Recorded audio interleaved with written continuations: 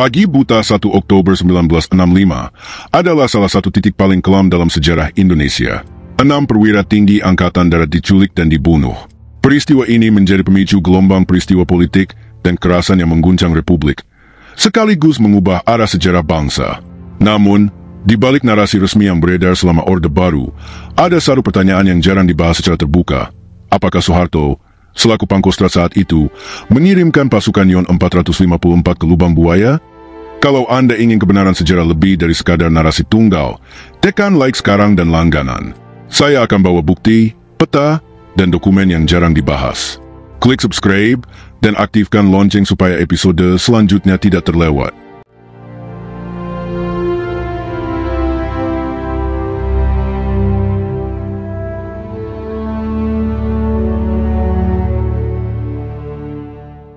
Kronologi yang mengundang tanda tanya.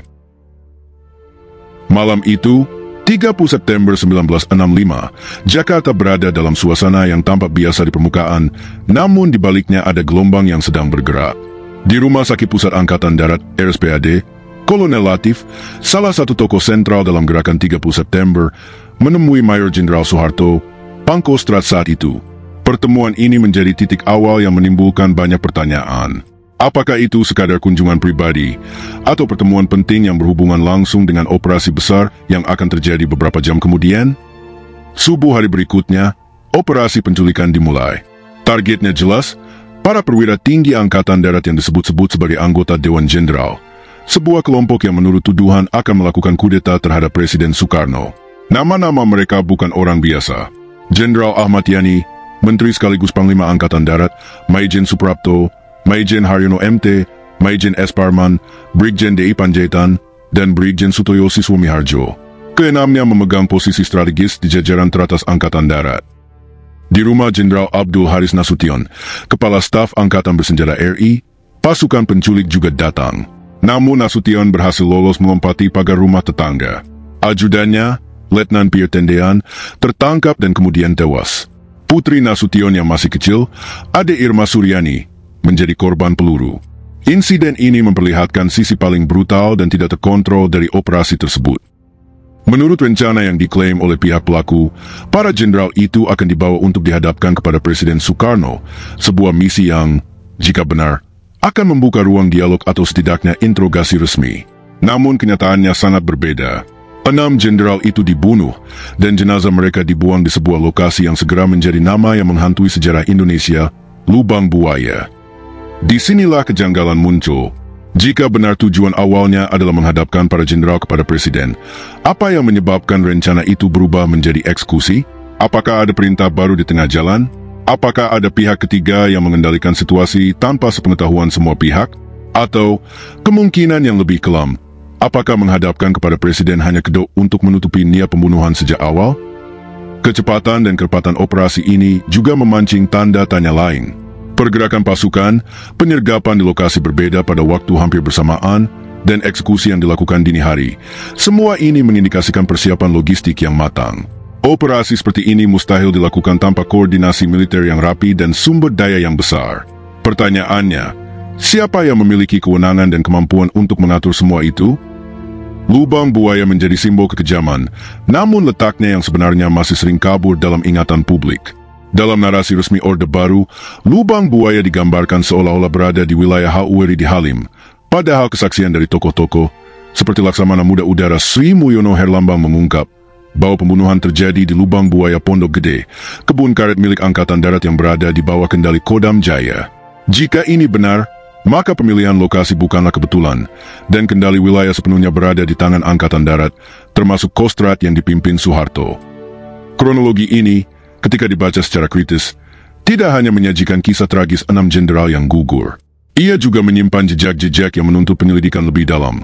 Siapa yang mengendalikan pasukan malam itu, bagaimana rantai komando bekerja, dan mengapa tujuan operasi berubah secara drastis.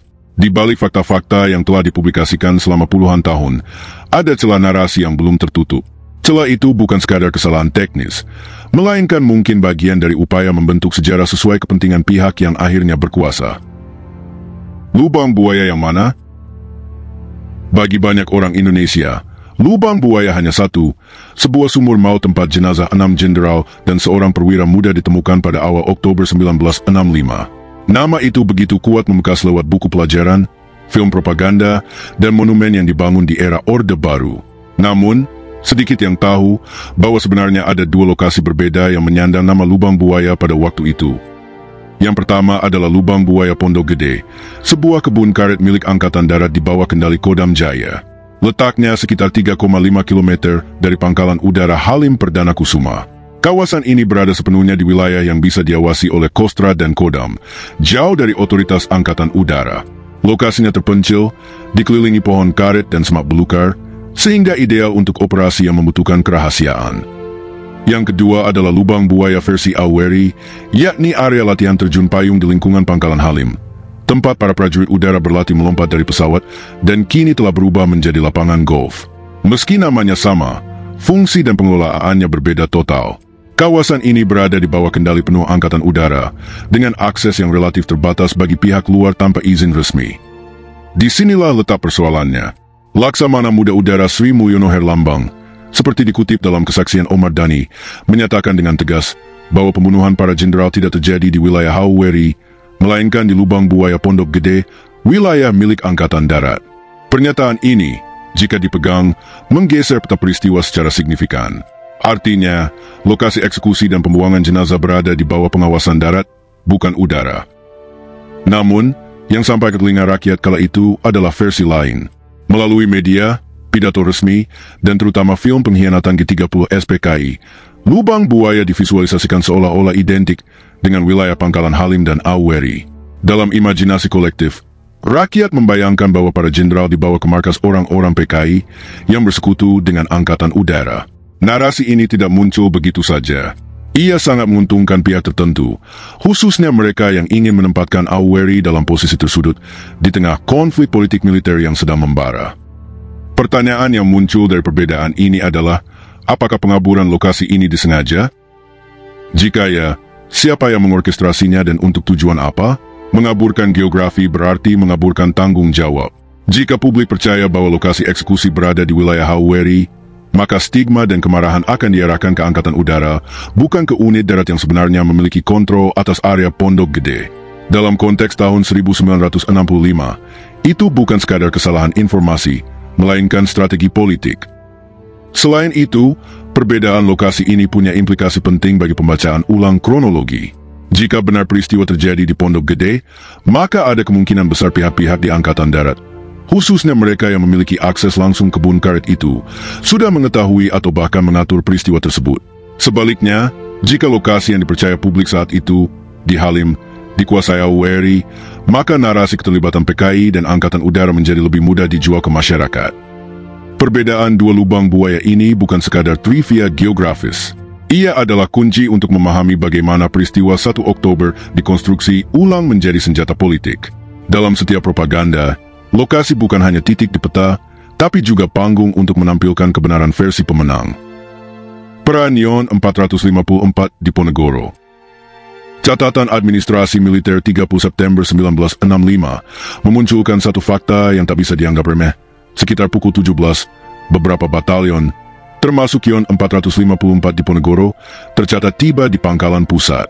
Tidak lama setelah itu, ada instruksi yang mencatat Yon 454 diperintahkan bergerak menuju Lubang Buaya untuk bergabung dengan unsur lain yang akan melakukan operasi pada malam hari. Kalimat singkat di laporan itu membuka segunung pertanyaan. Pertama, perintah perpindahan pada pukul 17 menunjukkan kesinambungan antara fase persiapan dan fase aksi. Yon 454 tidak sekadar kebetulan lewat, batalion ini tiba, dicatat, lalu dipindahkan. Itu bukan pola mobilisasi sporadis. Itu pola kesiapan. Dan kesiapan skala itu hanya mungkin bila ada perencanaan, akses logistik, dan otoritas untuk menempatkan pasukan di titik-titik strategis menjelang operasi. Kedua, pilihan kata Lubang Buaya dalam perintah tersebut menjadi titik kritis analisis. Jika yang dimaksud adalah Lubang Buaya Pondok Gede yang berada di wilayah kekuasaan Kodam Jaya dan mudah dijangkau oleh Kostrad, maka perintah itu masuk akal secara militer. Kostrad dapat mengerahkan pasukannya ke wilayah darat yang mereka kontrol. Tetapi jika yang dimaksud versi Aweri di Halim, instruksi itu menjadi aneh. Coast Guard tidak punya yurisdiksi atas fasilitas udara, dan perpindahan massal ke area yang dikelola Angkatan Udara akan membutuhkan koordinasi antar korps yang tercatat secara jelas. Tidak ada bukti publik yang memperlihatkan koordinasi semacam itu pada waktu itu. Ketiga, siapa yang memberi perintah? Dalam struktur militer, perpindahan batalion besar umumnya datang dari rantai komando, Pangkostrat, Panglima Wilayah, atau perintah khusus dari staf operasi. Jejak perintah yang jelas akan membantu menjawab apakah Yon 454 bergerak atas inisiatif lokal, atas perintah Coast Guard, atau atas kombinasi perintah yang lebih tinggi. Ketidakhadiran catatan yang transparan memunculkan kecurigaan bahwa ada upaya untuk menyamarkan siapa yang mengarahkan gerakan pasukan. Keempat, peran Yon 454 pada malam itu harus dilihat dalam konteks utilitas. Batalion tempur seperti Yon 454 bukan hanya alat intimidasi. Mereka bisa dimanfaatkan untuk pengamanan area, pengawalan narasumber, atau, lebih serius lagi, sebagai unsur pelaksana dalam operasi yang memerlukan kekuatan dan disiplin. Jika Yon 454 memang hadir di Pondok Gede sebelum atau saat jenazah dibawa ke sana, maka keberadaan mereka bukan sekadar pengamanan pasca aksi. Itu potensi keterlibatan langsung di lokasi kejadian. Kelima, masalah saksi dan dokumen. Untuk memastikan peran Yon 454 diperlukan bukti lapangan, log kedatangan batalion, perintah pergerakan, catatan kendaraan, kesaksian prajurit, dan komunikasi radio malam itu. Juga penting adalah memeriksa apakah ada laporan medis atau administrasi yang mencatat aktivitas unit di area Pondok Gede pada 30 September sampai 1 Oktober. Tanpa fragmen-fragmen itu, peran Yon 454 tetap berada di wilayah dugaan kuat, bukan konklusi pasti. Akhirnya, ada motif politik yang harus dibaca bersamaan dengan fakta taktis. Mengerahkan batalion pilihan ke lokasi yang sensitif pada malam aksi dapat punya tujuan lebih dari sekadar mengamankan. Itu bisa menjadi sinyal penguasaan wilayah, cara untuk memastikan narasi lapangan berjalan sesuai rencana, atau sarana untuk menutupi tindakan lain yang berlangsung di cabang yang sama. Menelusuri peran Yon 454 berarti menanyakan bukan hanya apa yang mereka lakukan, tetapi siapa yang paling diuntungkan oleh kehadiran mereka. Jika ini adalah bagian dari investigasi yang lebih besar, fokus bukti harus diarahkan pada jejak perintah resmi, kesaksian prajurit dan perwira Yon 454, catatan logistik kendaraan dan senjata, serta catatan koordinasi antar korps pada hari itu. Hanya dengan memetakan arus perintah dan pergerakan unit-unit ini, kita bisa bergerak dari spekulasi menuju penjelasan yang berdasar. Implikasi politik dan kontrol operasi. Jika benar bahwa Yon 454 bergerak menuju lubang buaya Pondok Gede atas perintah langsung Pangkostrat, maka kita berhadapan dengan sebuah fakta yang tidak bisa dianggap sepele. Artinya, pasukan Kostrat telah berada di salah satu titik paling krusial, bahkan sebelum peristiwa pembunuhan para jenderal terjadi. Fakta ini menimbulkan tanda tanya besar, untuk apa sebenarnya mereka ditempatkan di sana? Apakah semata-mata demi pengamanan? Atau justru ada keterlibatan yang lebih dalam yang selama ini tak pernah diungkap? Keberadaan pasukan di lokasi yang kemudian menjadi simbol pengkhianatan PKI bukanlah kebetulan biasa. Dalam operasi militer, posisi pasukan di titik strategis biasanya ditentukan dengan perencanaan matang. Jika penempatan itu dilakukan sebelum subuh 1 Oktober, maka besar kemungkinan informasi tentang target dan lokasi sudah diketahui oleh pihak Kostrat sejak sebelumnya. Pertanyaannya, dari mana informasi itu datang? Dan mengapa tidak ada satupun catatan resmi yang memuat alasan penempatan tersebut secara rinci? Selama puluhan tahun, publik hanya disuguhi narasi tunggal orde baru yang memusatkan seluruh kesalahan pada PKI. Narasi ini menempatkan lubang buaya sebagai panggung utama konspirasi komunis, seolah-olah semua peristiwa bermula dan berakhir di sana. Namun, dalam skema yang lebih luas, keberadaan pasukan Kostrat di lokasi kunci mengubah perspektif kita terhadap rangkaian kejadian itu. Ada kemungkinan bahwa lubang buaya bukan hanya markas gerakan, tetapi juga titik persinggahan atau wilayah kendali yang dimanfaatkan pihak lain untuk menjalankan agenda tersembunyi.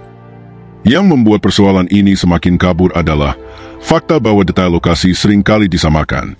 Bahkan, perbedaan antara lubang buaya yang berada di Pondok Gede dan titik lain yang terkait peristiwa penculikan kerap tidak dijelaskan secara gamblang. Mengapa fakta geografis yang sederhana ini bisa begitu lama menghilang dari catatan publik? Siapa yang memiliki kepentingan untuk menutupi detail tersebut? Apakah penyamaran lokasi ini sekadar kelalaian, atau bagian dari skema besar untuk menutupi keterlibatan pihak tertentu? Pertanyaan-pertanyaan ini mengarah pada satu benang merah yang sulit diabaikan. Kendali operasi pada malam 30 September hingga pagi 1 Oktober 1965, mungkin berada di tangan pihak yang berbeda dari yang selama ini dikisahkan dalam buku pelajaran sejarah. Rangkaian fakta, mulai dari jejak perintah, posisi pasukan, hingga pengaburan informasi mengenai lubang buaya, menunjukkan bahwa peristiwa ini bukan sekadar drama perebutan kekuasaan oleh PKI, tetapi bagian dari permainan politik dan militer yang jauh lebih rumit. Jika kita berani menelusuri jejaknya, akan terlihat bahwa kebenaran telah dikaburkan bukan demi kepentingan sejarah, tetapi demi melindungi pihak tertentu yang memiliki peran vital dalam skenario ini. Dengan kata lain, sejarah tahun 1965 mungkin bukan hanya kisah tentang siapa yang kalah dan siapa yang menang, melainkan kisah tentang siapa yang berhasil menulis ulang kejadian demi mengamankan posisinya di puncak kekuasaan. Penutup. Pertanyaan apakah Soeharto mengirimkan Yon 454 ke lubang buaya bukan sekadar masalah geografis. Ini adalah pertanyaan tentang kendali komando, rekayasa informasi, dan arah sejarah bangsa. Mengungkap kebenaran bukan hanya soal membongkar misteri tahun 1965, tapi juga soal memahami bagaimana kekuasaan bekerja, dan bagaimana sejarah ditulis oleh mereka yang menang. Sejarah yang kita tahu selama ini mungkin hanya satu versi. Kalau Anda merasa kebenaran harus terus dicari, bantu sebarkan video ini. Tekan like supaya topik ini makin terlihat, klik subscribe dan nyalakan loncengnya, biar kita bisa melangkah ke episode berikutnya bersama. Dan kalau Anda punya dokumen, cerita, atau petunjuk lain, tulis di komentar atau kirimkan ke kami. Siapa tahu, dari sini kita bisa menemukan potongan puzzle yang hilang.